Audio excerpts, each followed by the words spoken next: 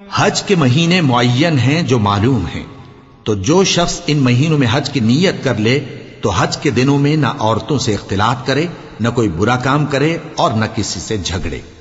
और जो नेक काम तुम करोगे वो अल्लाह को मालूम हो जाएगा।